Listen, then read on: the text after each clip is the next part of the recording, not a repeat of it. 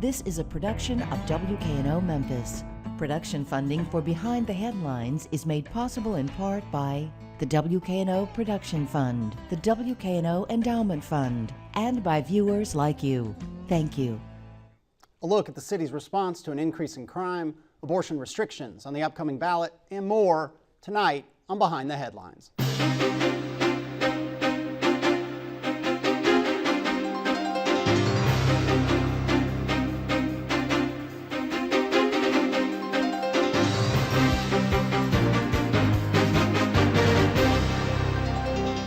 I'm Eric Barnes, publisher of the Memphis Daily News. Thanks for joining us. I'm joined tonight by a roundtable of journalists to talk about some of the biggest stories of the week. We'll start with Jackson Baker from the Memphis Flyer. Thanks for being here. Christopher Blank, WKNO FM. Thank you for being here. Don Wade from the Memphis Daily News. And Les Smith, Fox 13 News. Well, we start with crime, Les, and I guess in part we start with a smaller mob, but a mob attack nonetheless after a football game recently. But it's against the backdrop of a now statistical increase. I mean, it's proven a couple months here. Violent crime is up, I think some 7 or 8% in various categories. What's going on?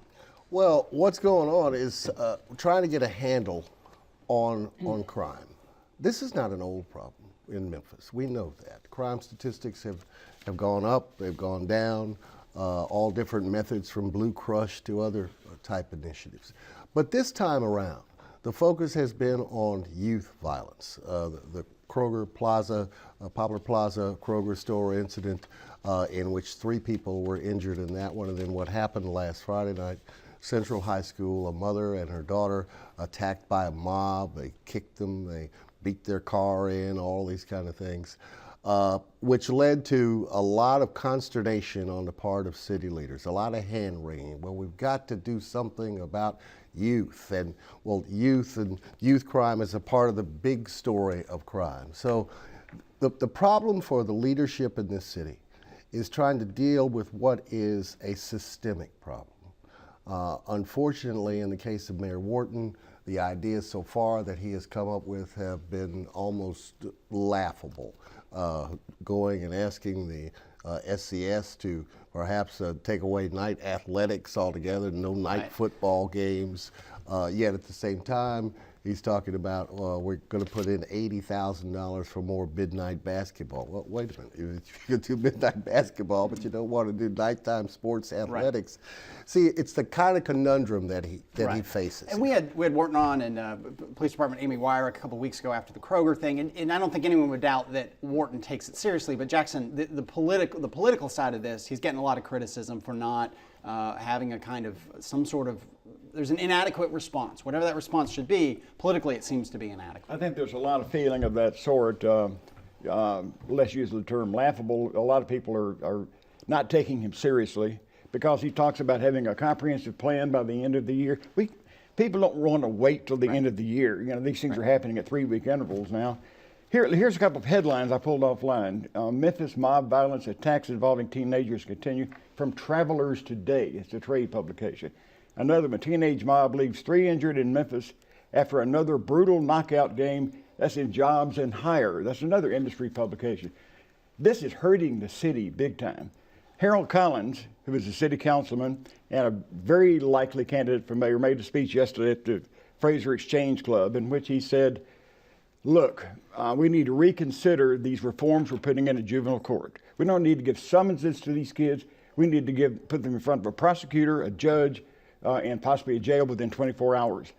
He's going to be a serious rival to Mayor Horton. If Mayor Horton can run now, I'm not sure he can. Well, he has been, when he's been on the show, he said, you know, he's absolutely running. I think, somebody who's run that often, I would say personally, it seems like he's definitely going to run, but it does weaken his position. Well, it does weaken his position, and then you add on the decline in his poll numbers during the summer because of what happened with all the union and pension and health care and all of that, and now you have what hits seeming inability to come up with a comprehensive plan here, and you whittle away and you whittle away.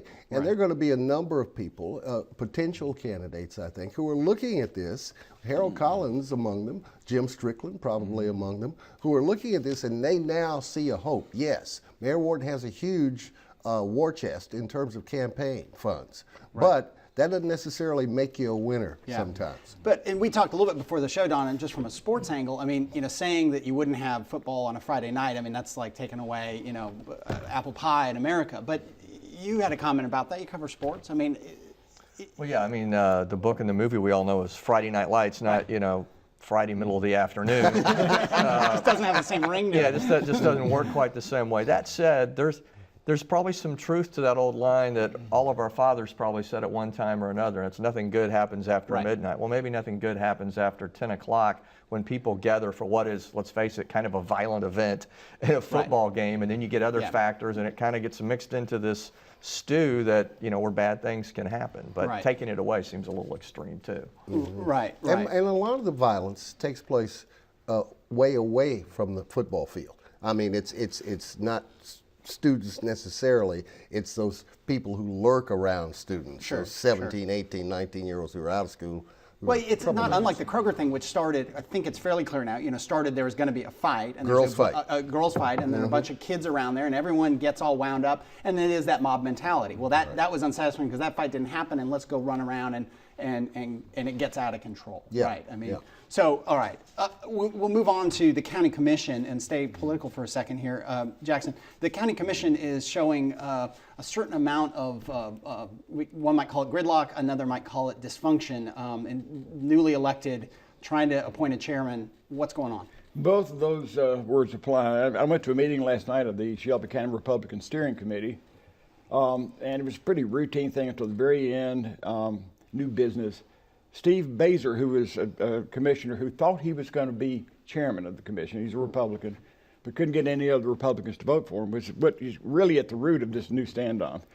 He got up and accused Heidi Schaefer, another Republican commissioner, of having supported a Democrat, the current chairman, Justin Ford. And then there was a free-for-all at this meeting, which had been quiet, with every other commissioner who was present. There were 3 or 4 others ganging up on Baser and trying to make him recant because basically he is still aligned with the Democrats on the commission. And at the next meeting, and there will be a committee meeting Wednesday, at which not only were these blocked appointments that Baser and the Democrats stopped last time, but possibly a change in the chairmanship will be discussed. And we're so used to Democrats being riven, having these problems. Republicans have them now, and this one is not going to go away. The next meeting is probably going to see another standoff, and then the Monday after that, it'll be a huge public standoff. And meanwhile, are they getting any work done? I mean, are they passing? I think they Well, passed a resolution on 120 million in bonds. I mean, they're getting some things passed. Yeah, there's some routine things. It's a brand new commission, and they're not in their stride yet. All this is happening before they can hit their stride. But you've got to do these other things. You've got to have your committee chairmanships. You've got to have your committee memberships. None of that is resolved. You've got to have a chairman who has the confidence of the whole commission. That's not resolved. And there's some history to this. I mean, Mike Ritz, who has been on the show, the former chairman, a county commissioner, he was a Republican who voted Democratic quite a bit and aligned with them through the whole schools controversy. And isn't there some degree, we were talking about this before the show, Les, that most politicians run on the end of gridlock and the end of bipartisanship, and we should all just get together and work together. On the surface, isn't that what they're doing? It's Republicans and Democrats getting together and electing a chairman, but it doesn't come across that way. It doesn't come across, right. 6 Democrats, 1 Republican. Yeah, But still, they're right. working together, and it becomes this sort of verboten thing to work with somebody on the other party. It's like mutations. I mean, before the old commission that went out, James Harvey, a Democrat who was the last chairman here before Justin Ford, he voted like he was a Republican, but he was a Democrat. Right. Justin Ford has Republicans done put that him in. many times, too. And Justin Yeah. Ford has done the same Which thing. is why he's chairman. That's right. Now you have Baser, who seems to have morphed into some kind of a Democrat, although... But does it matter? But part of my question is, does it matter that Republican or Democrat? It matters because what Sidney Chisholm used to say, the former commissioner said, you got to have 7 votes, and 7 votes makes the day. And if you get that 7, no matter what configuration you get, whether it's Democrats and Republicans, Right. but again, that's to you, what it Jackson, is. why? I mean, just to be devil's advocate, why does it matter? Why does it matter that the Republicans supported a Democrat or a Democrat? I mean, at the end of the day, it's 7 votes. It's voting blocks. Ford was reelected by his constituents. They are happy with him apparently. So why is it so bad for him to have aligned himself? Well, with there are ramifications here. Terry Rowland, another Republican commissioner, pointed out last night at the steering committee meeting that if the committee chairman that Justin Ford appointed continue to be chairman, they will be, a couple of them will be members of a committee that can vote on Walter Bailey's pension, and he thinks Walter Bailey is trying to get those guys off so his pension can clear. There are all kinds of little things like that. But those are the little things that people listening little and people Walter. Well, I know, but those are the little things I would say that people listening and people who vote don't care about. Now, and I'm not dismissing, Walter Bailey's right. I don't know anything about that. But what most people care about is what's my tax rate? What's the crime issue? Is there economic growth? They don't care about the pension plan of an individual commissioner. So that's where the pettiness is not. It doesn't seem like it's in their favor that they're making committee assignments based on interpersonal, inter-party rivalries. To the extent that there is this polarity between Republicans and Democrats, and when one member of one faction goes to the other, that creates an overbalance. Then this creates gridlock. Yeah. Literally, you have gridlock right now. You don't know who the committees are, who the chairman are. You can't do business. I certainly agree with that. They need to get those committees done, but and it's the sad major that it's these petty problem, too, rivalries that this presents is for these young people like Van Turner and some of these young guys, Willie Brooks. It submerges their personalities as well. They become bystanders instead of people who have voices and let's move on issues. And it just messes up the whole And there's also we talked a little bit about this before the show. It used to be that people viewed the city council, the Memphis City Council, as the really dysfunctional legislative body. They have their problems, but by comparison, the county commission has been gone through this again and again and again. And it's a brand new bunch, and they're going through the same kind of thing. Is it partly term limits? That's one thing that people say is that when you have the downside of term limits is that you get people who are coming in fresh every time, that you don't have these kind of long-term built-up alliances and allegiances. I don't know if I believe that, but I'll tell you what it is.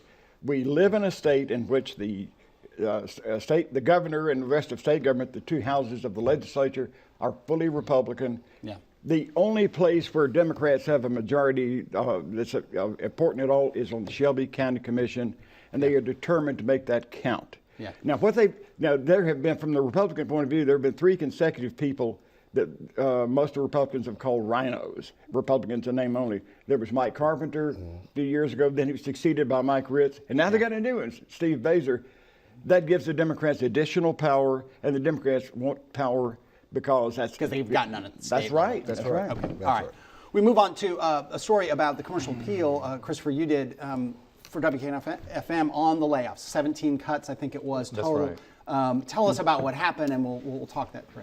Well, the newspaper industry across the country, as you know, is having a tough time. The commercial appeal, which is run by EW Scripps at this point, recently let another 17 people go from the newsroom. Well, they're not all from the newsroom, actually. They're from all aspects of the paper. But several of them were photographers. There were several reporters.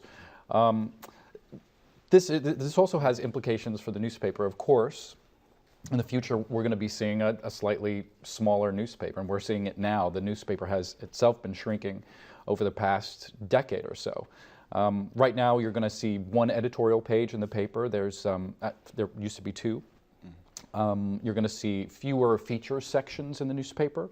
And, for readers, what this, I think, looks like is a smaller newspaper for the same price. Readers all over the city we're talking about the regular subscribers here, are going to say, well, why should I pay the same subscription price if the newspaper is just shrinking and I can get it on the internet? And we also know that the internet has been one of the downfalls of the newspaper business. Yeah. I talked with Louis Graham, who's the editor of the paper, last week. Now Louis comes from a hard news background, and that should tell you where his sensibilities lie in terms of leading the newsroom. Yeah, and is that interview online, we should say, because it was a very good interview. You could hear, I thought, the pain is too emotive, but you could hear his frustration. He clearly does not like this. He understood the business side of it, but he's an editorial guy, and he wants to continue to cover and he talked a lot about wanting to be a watchdog. He talked a lot about, this hurts. There's no way around it. Newspapers in the past, sometimes you get cuts and there's kind of some sugar coating that, we'll still fulfill our mission. He made it real clear that they're just things they won't cover as a result of this. They're moving the business section to the back of the A section. It won't be there'll still be business coverage, but it won't be a freestanding section. I mean, it's just part of this shrinkage. And you also, I mean, it's like we're a little CA support group here. Don, you were at the CA, left 2010. I mean, your thoughts when you hear about people being cut, another round of cuts. Well, going back, I would say, Eric, even 7 or 8 years ago, there was at one point a really hot rumor that they were going to cut back to having a print publication maybe only 3 or 4 days a week. It apparently was very close to happening. Now with the new ownership coming in, it'll be interesting to see if that ends up happening now. Right. Well, the Detroit paper is the one who did that somewhat famously in the industry, where they went to 3-day a week. I believe it's 3-day a week in print, 7 days of coverage. They don't do home delivery certain parts of the day. I mean, in New Orleans, Times-Picayune, cut way back. Back to you, Christopher, in the purchase. The purchase is complicated. Scripps is splitting off its very profitable cable entities and local TV stations from the newspaper. The newspaper then will merge with, is it Journal Communications? It's called Journal Communications Group, and their flagship paper is the Milwaukee Journal Sentinel. So EW Scripps is getting, they want the TV and the radio side because that's far more profitable right now in the industry. And so they're getting rid of the newspapers. A number of newspapers are coming together. Louis Graham thinks that this is maybe a good thing for the newspaper because it's a group of newspapers, and they can collaborate and use their resources right. But the other problem is, as we just found out a few days ago, even the Milwaukee Journal Sentinel is having hard times, and they just announced that they're having buyouts at that newspaper. Well, and you look at it, there's a lot of kind of speculation. What they're doing is they're trying to fix their P&L. They're trying to fix their balance sheet. The 17 cuts is probably $1 million annualized. Everybody's trying to get everything straight because they're going to merge, and then they're going public. And that will be an interesting thing. They're going public separate. Gannett, which owns the Tennessean in Nashville, separating its newspapers from its TV stations. They'll go public. And the stuff you read in the sort of journalist blogs, going public for newspapers is going to be awful because it'll suddenly, all Wall Street cares about is high profits. And the only way anybody who runs a newspaper, I run a little newspaper, but everybody knows, you spend your money on people, you spend your money on printing, and that's it. And the sad reality that people at Wall Street look at is say, well, a journalist doesn't generate any money. Well, Les, you've been through this on the TV side. I don't want you to put you in a bad place, but there's been this pressure on the TV side, local TV news for profits, and the big corporate entities. It's been difficult. I mean, it's no fact, no secret that we're Fox. We're going to be going under the Cox Broadcasting banner come sometime next week. That could mean a lot of change in the style and the way that our news is presented. We hope it will be positive. We think it will be. But this is what you're seeing now. I mean, it is all about efficiency and getting the bang for the buck, with not only with newspaper, but with TV as well.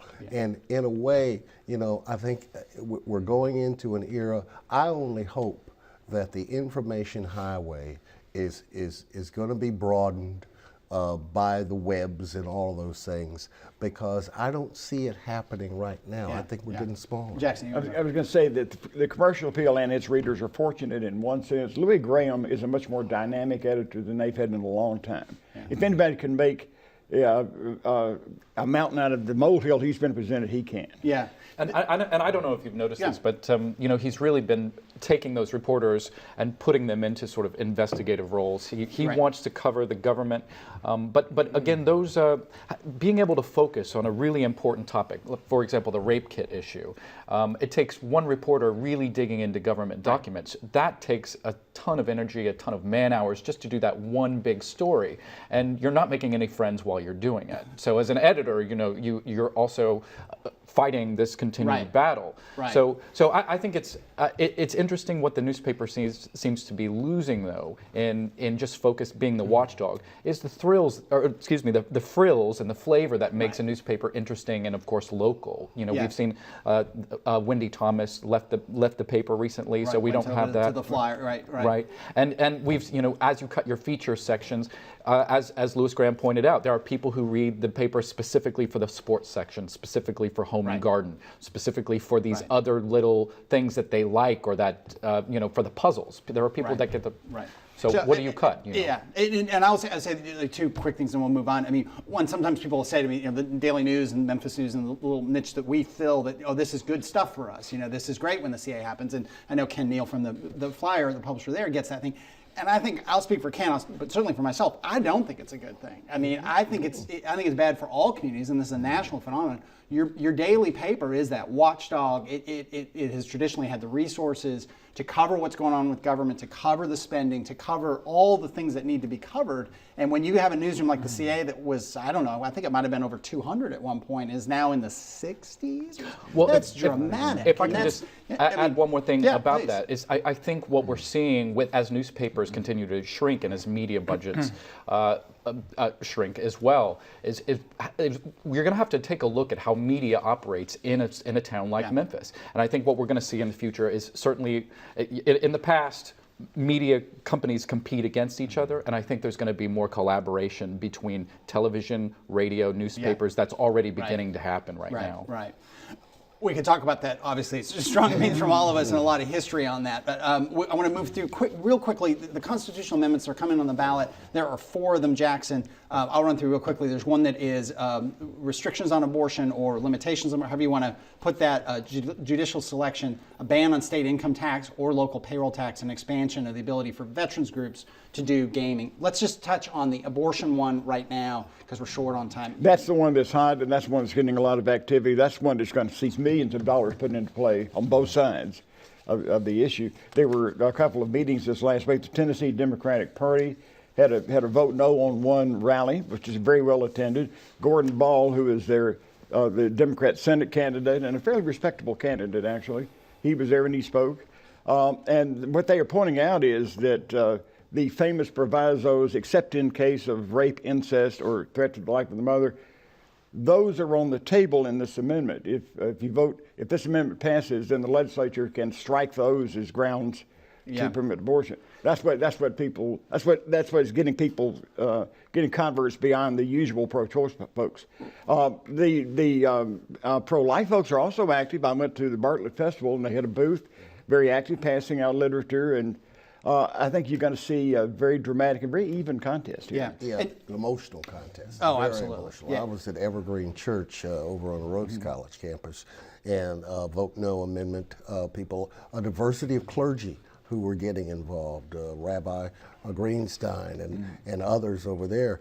This is going to be a tough, and a very close vote. And Shelby County may very well be the place where it gets decided. Yeah, and it goes back in part, and then we'll move on to our last segment, but in 2000, when the Tennessee Supreme Court ruled that actually the Tennessee Constitution offered more protection to abortion than even the federal government, and so since then conservatives, have been, now, especially now that they've got these supermajorities in the House and Senate that we talked about before, Jackson, and if you look at what in other states, I think Mississippi, Texas is in the middle of it now, a lot of conservative states, when they've had these super majorities, they've done a lot of things to restrict, within the realm allowed under federal law. Again, for some people listening, that would be great news. For others, that would be sad news. But it's going to be an emotional one. And the judicial selection is big, and the income tax is big. We don't have time for those. We end sports on a happier note, maybe. Don, a lot going on. There's a lot, particularly probably the biggest story on a big picture is maybe Tiger football right now. I don't think anyone thinks they're going to make it to the new playoff setting in college football, but there's a lot more enthusiasm, a lot more hope. Tell us about that.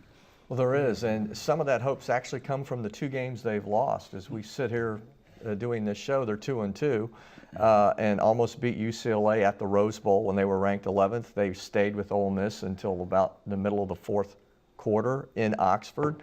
And, there hasn't been much hope for a while, but I think people believe this coach, Justin Fuente, has it going the right way, and 46,000 people turned out for the Middle Tennessee game. So when they play Houston on October 11th, it'll be interesting to see what kind of crowd they get. And I can remember games with 11,000, and that was that was rounding up. Yeah, that was counting people twice. Right. And is there then this fear that he's doing a great job, so this will be Justin's last year? Because this is a stepping stone kind of job. To be honest. That's the funny thing about it. If he really turns it around, how do you keep him? Yeah. Because, I mean, we're premature talking about that probably, but he's young, he's well thought of in the industry. If they would go win 8 games, then yeah, you might lose him. Yeah, and then the Grizzlies have started training camp and, heading into another season. Tell us about that. Well, last spring it was pretty crazy. They fired the general manager, Jason Levy, and there was a point in time where it looked like the coach, Dave Yeager, was going to go home to Minnesota and become the coach there. And then presto, all of a sudden, controlling owner Robert Pera and Dave Yeager are in a full-blown bromance, and everybody's happy and it's stable. And so when they had media day the other day, it was pretty calm. Vince Carter, who of course was once a superstar in the NBA, is with the Grizzlies to play a role as a rotation player. And then there's a lot of optimism. Just get off to a better start than that rough start they had last season. And I thought, I'll turn to you, Les. It was I think it was the Best of Memphis poll that came out. The Grizzlies were number 1. Yes. Think about that. From where the Grizzlies were to where they are now, that they would be the top, the favorite team in that poll. The Tiger basketball, for so long dominated. That's all everybody ever thought about. You waited for the Tiger basketball season, and now the rise of the Grizzlies and their popularity to be number 1 in this poll. Right. That's an amazing thing. Despite all the problems that they seem to have with the switch over in ownership with Pera at first, but now. But he's been the owner that I think people wanted. I mean, the hands-on guy who's come out. A hands-on guy. And that has done positive things if you're a Grizzlies fan. And Jackson. I remember back away, some of you remember this too, when the Oakland Raiders were a powerful team. Yeah. Every year they were in the running. Every year they were in the playoffs. They didn't necessarily win the Super Bowls, but they were all called one of the NFL's premier teams. Yeah, the Grizzlies are now in that situation. They're one of the NBA's premier teams. It's an amazing thing. Anyway, thank you all for being here. Thank you for joining us. Join us again next week. Good night.